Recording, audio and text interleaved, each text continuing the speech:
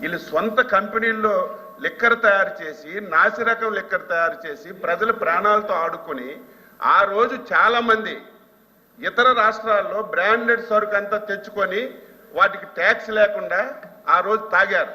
ఈ రోజు అదంతా స్ట్రీమ్ లైన్ చేసి కట్టడి చేసి ప్రతి పైసా ప్రభుత్వ ఆదాయానికి తీసుకొస్తుంటే దానికి డొంక తిరుగుడుగా మీరు ఎక్కువ తాగించేస్తున్నారని ప్రశ్న వేయడం సబబు కాదు. ప్రతి ఇంటికి వెళ్ళి డోర్ డెలివరీ చేసి మద్యం తాగించిన వాళ్ళు ఈరోజు బెల్ట్ షాపుల గురించి మాట్లాడుతున్నారు. బెల్ట్ షాపుల గురించి మాట్లాడుతున్నారు. నేను వైసీపీ ఎమ్మెల్సీలకి నేను ఒకటే కోరుతున్నాను, లిక్కర్ మీద, శాండ్ మీద, మైన్ మీద, భూముల మీద మీరు ఎన్ని క్వశ్చన్లు తగ్గించుకుంటే అంత గౌరవం పెరుగుతుంది తప్ప ఏదో అడ్డగోలుగా మాట్లాడి ప్రభుత్వాన్ని మీరు ఏదో ఇరకన పెట్టాలంటే అది మీరు అవివేకము. ప్రజలు నవ్వుకుంటున్నారు. వైసీపీ సభ్యులు లిక్కర్ మీద క్వశ్చన్ వేసినా, ఇసుక మీద క్వశ్చన్ వేసినా, మైన్స్ మీద క్వశ్చన్ వేసినా, ల్యాండ్స్ మీద క్వశ్చన్ వేసినా నవ్వుకుంటున్నారనే విషయం మీరు గుర్తుపెట్టుకోవాలి.